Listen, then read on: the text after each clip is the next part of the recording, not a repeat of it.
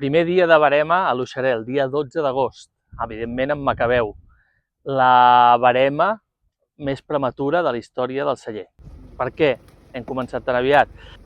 3 mesos sense pluja, temperatures molt altes segurament durant 2 mesos, degut a aquestes altes temperatures i la falta de pluja, hem tingut de començar abans. Evidentment, per la falta de pluges, estat sanitari i qualitat, perfecte. Aquesta barema, jo crec que tot anirà una mica seguit. Quan acabem de collir el Macabeu ja seguirà el Xarel·lo.